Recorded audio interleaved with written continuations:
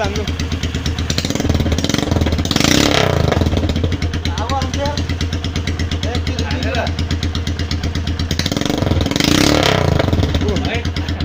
last ल